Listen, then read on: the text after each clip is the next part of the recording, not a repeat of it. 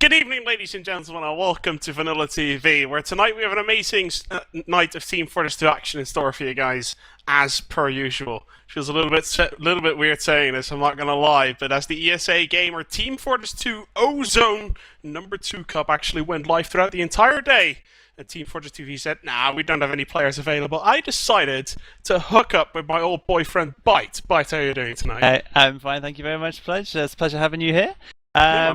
It's it's going to be interesting, this match between the two, because Broder were having some problems previously. So obviously we're going to break the ice here. First of all, with a heavy fist fight. Now, explain to the people, I suppose, Pledge, why we do have a heavy fist fight now. Oh god, like obviously after an entire day of just crazy stuff all over the place, I think you've been a part of it all day as well. Yeah. Epsilon and Broder unsurprisingly fought their way through a massive bracket, and in a single elimination bracket, the best way to decide who can pick maps in best of threes is obviously by just smacking each other in the face with fists. I think that's a great idea of just thinking about it. And that's what's going to happen, deciding who's going to be able to pick the first map. And basically be able to pick 2 out of the 3 maps if it goes to a third one. And obviously Epsilon and Broder, they have their favourite map, so and I spoke to this, like I'm fully charged as well, I spoke to Ips, I spoke to Zebasai about this, and they all said very clearly, between the top 3, an advantage of having 1 or 2 maps over your opponent is actually quite big, because we all have our favourites. So this heavy fist fight, although it seems unbelievably stupid, it's hilarious and both very interesting at the same time. Yeah, no, I agree. I think they are waiting for us. Obviously, they cannot use their shotguns or the ACs. They just have to use their fists to win this. And it's supposed to be like a clear advantage. Obviously, whoever wins this gets to pick the first map, and then it works out for second and third. Whoever loses gets to pick the second map. Whoever loses again, if there is a third map to be played, then loser picks that as well. So yeah, this is going to be interesting. I suppose it adds a bit of fun for the actual competitive players in that respect. But yeah, it is about 10 minutes extra to the game added. Yeah, in all honesty though, I don't mind the extraness, considering that there's always a little bit of in-depth going on. So that should be good, in all honesty. For people who are joining the server at the moment and are wondering, where's this show match? What I'm looking, it's on the other stream, guys. It's on the other stream. Don't worry about it. VanillaTV is running 2 streams today, which is better than anyone else tonight. No blackout, no Team Fortress 2, absolutely nothing. VanillaTV is in full charge. And on stream number 1 over twitch.tv/VanillaTV is where you can find the ETF12 versus UGC admins Highlander show match. And up here on VanillaTV 2 is where you can find the game between Epsilon Esports and Broder, which might be a game that we're going to see again in 2 weeks in the ETF12 Grand Final. So in regards to that, it's always nice to sort of see what kind of strategies the teams are going to throw out when they pretty much know each other as well as they do. Definitely, and I think these guys should be ready enough. I think Duke apparently went AFK. I don't know if I thought they were waiting for us, but yeah, no. I mean, what's your thoughts on that, Pledge? Do you think Broder will get to the finals of ETF12, or do you think Zabatsu with Cadus will make a difference? And it's obviously like, and as this heavy fist fight goes live, like obviously we're gonna look at that in a bit, but it is hard to tell how good or if better or if worse Zabatsu is at the moment with the addition of Cadus over Brego. It's hard to tell. Because obviously the game against Revolution Limited game was not really a good of a benchmark in order to figure out whether or not he was any good. I guess we'll have to wait and see. Before that though, Epsilon Esports versus Broder, both teams are going to hit the middle. We're going to have a heavy fist fight to decide who gets to pick the first map. Just look at this, it just reminds me of YMCA for some reason. I don't know why, I can just see Epsilon Esports dancing to that. But anyway, going forward with this, as you can see some punches already being exchanged there by all the Epsilon players along with Broder. It's very hard to see who is who. Gira might getting first blood, but then Jukebox getting 2 frags in fact, along with Cookie, and it's actually advantage to Broder, but Shocky comes out huge with 2 big punches there, Pledge. And it looks like they're outnumbered, and Shocky comes out with a 3rd and 4th! Shocky goes huge! I don't know why I feel like saying, let's Shocky get ready to rumble. Kills. Yeah. I cannot believe that. Shocky got 4 kills in a heavy fist fight. They cap off the point, and Epsilon Esports gives themselves the right to pick the first map. I think they very clearly know which map they want to have. And we'll have to wait and see. I love Gear's asking for stats at the moment. We have the stats over here. Gear's the most damage from everyone. So that's why he was asking for the stats. Most likely he got 1 kill. Yeah. But by far, like Shocky is 4th on damage, and he picked up 4 frags in total out of the 6. That's pretty impressive. It's a bit of a comedy added to the game. It's great to see sometimes. So yeah, let's see what map they're actually going to pick. Which map do you think they will pick? Obviously, Pledge. I don't think Epsilon is going to mind all that much. Like, I don't know if Kimberly playing Scout today instead of Bash is going to make a difference onto that one, because as you guys can see on the board, Bash is not around tonight, so Kimberly is going to be filling that slot up. I don't think if that's going to make a difference. I'm guessing they have played Viaduct with her in the past. Like, I would only assume so. But the question is, Epsilon, I'm going to say Badlands. Yeah, there we go, Badlands. Oh. The idea that I had is that Epsilon's going to pick the most standard thing ever. And apparently Numlock said bad, and Broder's episode is already saying, well, we're playing Badwater. That's great. So it's going to be fantastic. Badlands is the map we're going to stay on, and on the account of Mercs, Kimberly is not the only Merc actually in this game. Zappis is playing Scout on the other side as well, because Bibbin is not around today, and probably hasn't been around all day. But like, you probably know that better than I do, because I haven't been paying attention all day. But. Yeah, he hasn't been around actually for a whole week. You know, he didn't play last Cup in ESA, which was last week as well. He didn't play in that either, I don't think. So yeah, I'm guessing he's on vacation and stuff. So. Understandable, and I think they do miss him. Zappis is good at everything, like he's a good DMer, but obviously they're missing the team cohesion that Bibbin plays, and he's more of a pocket scout with the aim. It's a bit different. So we do have, obviously, I forgot to mention, Pledge, that we do have team comms today, both of them, Epsilon and Broder, so it'll be very interesting to hear what they say in the game. I think we'll bring them in. You don't need to do anything, don't worry, I will unmute and mute. It's fine. Like, I've actually, when we do this with Team Fortress 2, I actually have, like, the teams in the channel, so it makes it a lot easier. Now, all I see is 1A and 1B. Yeah. It confuses the hell out of me, but I'm sure it's going to be alright. Should be fine, no worries, I'll bring them in, no problem. Looks like they're looking to start, hopefully shortly. Asking Arie who is who between 1A and B, because obviously that's a bit confusing. 1A is... So, yeah, I'm guessing it's Epsilon on A and Broder on B, because I think Broder's always been on B. Every time I've cast them over there, I think they've always been on B. And now, obviously, you're going to see it's the opposite way around. It's going to be terrible. Yeah, yeah, Broder are on 1A and Epsilon are on 1B. Pledge is right, you got it the wrong way around. Right. That's just fantastic. I love it already. Either way, I'm just looking at what these teams... The one thing that I am a little bit curious about, Maryland is already running crits in warm-up. And I think we can ask the age-old question, what does it mean, right? Like, it's not double rainbows, don't worry about it. But, obviously this could mean something, because he actually crits in the warm-up right now onto Jukebox, right? They know he's running crits in warm-up. You get the whole psychological aspect of, is he actually running crits, or is he not going to, like, anything?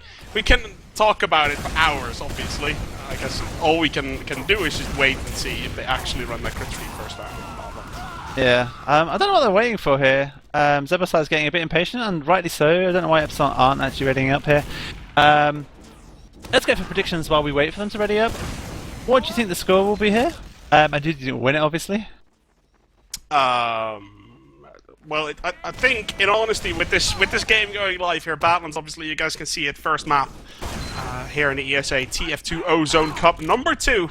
And I'm gonna have to clinch Epsilon for the sole purpose that it's Epsilon, right? Like, that's the only reason they've been the #1 team for basically forever, and even with a substitute, Broder's running one as well, but it's the #1 against the #2 team of ETF 12 last season in a preview towards maybe the ETF 12 Cup in this season. Epsilon already taking this one off, Mike and Gear picking up a double, and with the soldiers leading the front, Zebasai comes in, and Mike actually getting the double himself in order to pick up his first point fight.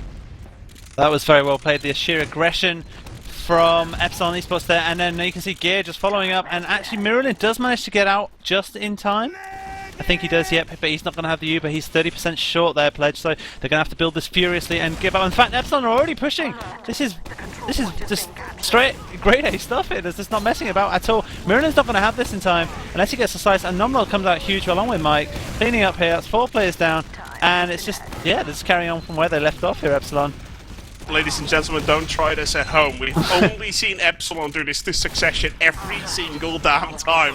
They walk in, they let their scouts gap, and they literally just rush to the last point. Maryland was still alive, if I remember correctly, after that middle fight, but obviously had no one to heal. didn't get that Uber charge off in time, and obviously Epsilon Esports going to rush that one out, play uber aggressive, and that is what they like to do. 1-0 already on the board. Yeah, that was less than a minute and 20 seconds played there, so take a look now, see what Rib can do here, and maybe can deal with Gear, who is always the pest from Epsilon, who manages to push the scout out boxes, and now he's dropped back, and Rib actually goes down for that, and now Gear comes back in and creates another effect, and just pushes Broder back completely. Believe it or not, it is all Gear at the moment in terms of that shithouse and boxes area, and it just like denies the scout from doing anything at all to help the Delman, and Rib went down there straight away with Pledge, and yeah, just giving no chance for Broder really at the moment. We expected Epsilon to pick a standard map, that's what they did, and they're gonna play the standard. This is what they like doing, being as aggressive as they can be. And even Jukebox now jumping in, did get that Uber Force off, very well played to him, getting that one out of the equation. Obviously Broder used it quite a bit earlier. It is a 6 versus 5, it is not played just yet. We've seen Epsilon, they pick up that point for free, already rushing away into last, and Broder completely out of position onto this one. They gotta run their way back, they're not gonna be in time. Broder just a little bit indecisive on whether or not they were going to hold that Spire or not. And Epsilon taking full advantage of that, rushing into that last point, catching the Reds off guard. It's already 2-0. Let's. It might be interesting to hear the comms here from Broder. I'm just going to bring them in, see what happens. More balcony. More balcony. Solly along house. Yeah, Solly and Scout. I'm in. Nice. They're all outside. Wow. Scouts are back. With Solly. Really bad. Solly launch him. 3 to 100. Armor 3. I'm down. Solly wake. I'm down. Mega escape. Yeah, they're focusing it real hard. Yeah. Yeah. I should just go with you, I guess. That was... Wow. So yeah, it's leading off from before, players. I don't know if you tuned in, but yeah, they weren't having a good day on the comms, basically between themselves. Broder, that is, Zebasize and Miralin especially, which he admitted to in the interview afterwards. So maybe there's still some of that, just, I don't know, heat and tension between the two. But they do have Miralin, who did actually pop his Uber, and now Nox has a full Uber charge advantage. They need to buck up here, I think, Broder, and just back it up. Just forget about what happened in the past and focus forward again. And now Epsilon literally are pushing him with the Uber. 2 soldiers in from bottom left, going in. I'm not getting a frag onto Cookie along with Jukebox. And then Zappis goes down. This looks like it's going to be another round in favour of Epsilon Esports, and this will give some reprieve, I think, here, Pledge, to Broder to maybe come up with something sick. It's been absolutely spot on so far. 3 super quick rounds, like under 4 minutes and 10 seconds basically. There's already 3-0 on the board, a sort of average round of like 1 minute and 40 seconds. It's been a while since I saw something like that, especially between the two. Epsilon looking unbelievably good so far. And the one thing that I noticed during those comms is that they lost 2 players quite early on. It was a 4 versus 6. And I did not hear that let's get the hell out. I did not hear that we lost 2 players early. No, they just decided, you know what, let's just keep fighting. And I was a little bit torn between that decision that they made. Obviously, I'm not going to question them. They're the second best team in Europe, not me. But it felt a little bit off. It felt like they were just trying to deny the fact that they lost a couple of players early and their shot at winning that middle was unbelievably slim anyway. Yeah, well, looking at it, I mean, Zappis and Cookie had no frags. But I'm not even lying. Don't look at now Zappis. He has 2 points. But before the DM started, he had 0 frags, along with Cookie. Yep. So, yeah, just the scouts outweighing at the moment for Epsilon, along with Gear. Gear is such a pain in the ass. His score may be low, but his just territorial position is just so good. And it just completely puts off the scout from doing anything onto middle from shithouse area. So I'm going to see if they focus on it. Like I said, they're going to focus on helping Rib now, keeping him alive. They know Rib's a machine, but obviously to a certain degree he can't take on everything. Along with Stefan up his ass, there's not much he can do. So it's going to be interesting to see if they come up with anything and see if they can spruce up. Maybe just the first map is to warm up. I do know for a fact, Pledge, that Epsilon got a warm up and Broder didn't. So yeah, I guess that obviously that could mean a whole lot of things. But if I could take a guess, right? If you think back to the ESA Cup, the very first one that they ran is very clearly that Epsilon Esports rushed that first map out. My mind tells me that it was Badlands as well. and they got a very quick 5-0, 5-1, but it was 6 very quick round if it wasn't 5, right? Yeah. And then what Broder did, and they did this very cleverly, they slowed the game down by picking process and just holding last for 10 minutes.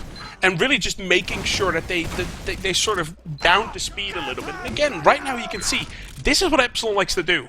They don't like playing against teams, they like demolishing teams. They don't take it easy. They keep going, and right now, in the start of the second half, Epsilon's going to try and keep doing what they did on the first one. Yeah, I can see Gear coming in from Shithouse again, but being completely, sorry, not Gear, Sebasai trying to do what Gear was doing and gets completely denied and shut down by Stefan. But this time they've actually got a first pick from Jukebox, taking down Gear, so that's very well played. And now, Epsilon Esports, Numlock with a double frag along with Mike pushing aggressive there onto Zappis and Rib, taking him down with a pill.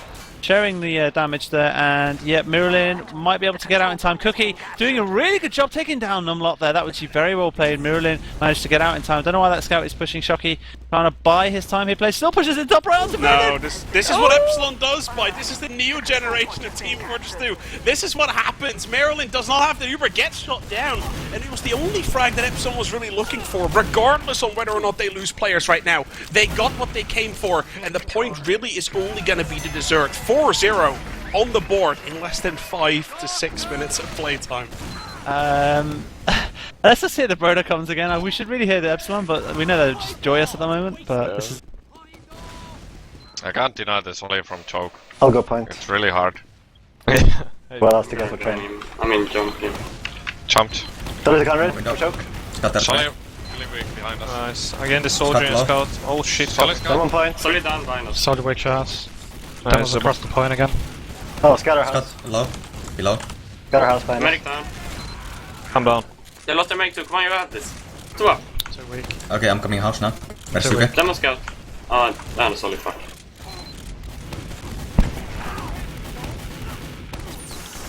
Oh, So low demo. Cookie going huge there. That was very well played, and it will mean that Numlock can just be content in holding middle, putting a signature up there in house. Yeah, this seems still the same there. Nothing really improved in the comms. Yeah, they're just having an off day, I think. I'm going to say bad day, but hey, no, I don't want to make excuses for Broder. It's the thing that I'm realizing as Nox actually went towards that crit screek, which is unsurprising and the complete correct decision. I have to keep our eyes open for that as Miralin is running that regular charge, but Epsilon, they're so good on every single front that if you focus Gear, which Zappis and Cookie try to do right there, you heard the call. We need to try and deny that soldier. If they try to focus Gear, there's other people willing to take the job because they realize as soon as something happens what they need to do. Soldier That house, is the strength of soldier Epsilon at the house moment. Can they grab those players at the crit screek? He's ready to go as Cookie goes down. First, crit screek now comes in. Don't think they're going to be able to grab anything with it. They're going to try and fight this one. Good exchange so far. Numlock missing the 2 pipes, but Miralin does get taken down. In the end, there's Rib and Jukebox all go down as well. Zap and Zebasai both still last standing, but there's 3 players left alive for Epsilon, and 2 of them are sitting on top of the spire, capping that one off. So regardless of the exchange, they got the point, they got the advantage, and I would not be surprised if Mox is just going to keep running that crit streak as he is, with about 20% already on that crit streak. He's going to have it in a clear advantage here onto Miralin, and Broder's going to have to pay attention to make sure they don't lose out on a quick 5-0 here. Yeah, it's looking on the cards that they will though. Nox still has a clear advantage at the moment, and they've just lost the player as well, and Nox is still running crit screek. Epsilon will just push here regardless. I don't know why. They figure that the fact that they've taken a player down, they're just going to push, and that's what they're going to do. Here you can see they're pushing top left, trying to get a pick, one more pick and a down. In fact, Numlock goes down though, so that's actually an awesome pick, and Nox will be saying get out guys, drop out unless they go for a massive play here, and there you can see they're dropping out. Yeah, there we can see they've actually dropped out completely, but they do have crits, they're pushing it with crits, and that's ripped down, that's Miralin down a spy. Oh dear, this is just a whitewash. And yeah, this is going to be a 5-0 to Epsilon Esports in, 9 minutes. About 8-9 minutes or something like that in total. That's it, 5-0s on the board. And Epsilon Esports going to pick up this first map here on Badlands. We can say about it whatever we want, ladies and gentlemen, but Epsilon, they did this before to Broder. 2-3 weeks ago when the first ever Esports Association Cup actually did happen. Electronic Sports Association would technically say. The first Team Fortress 2 Cup, this happened. Exactly this. Broder had an insane 3-mapper against Zaibatsu, made it to the grand final, in which Epsilon completely manhandled them on the first map. I would not be surprised to see either Process or Snakewater here to sort of slow down the game. We're going to have to wait and see, though. This was the first map here with Pledge and Byte over on VanillaTV. Thanks for watching. We'll go into the second map. We'll find out what it is. I think it's just in Granary. it, but It's Granary. It's Their backup I plan. guess. It's their backup plan. I'm pretty sure Zebasai told me it was his backup map.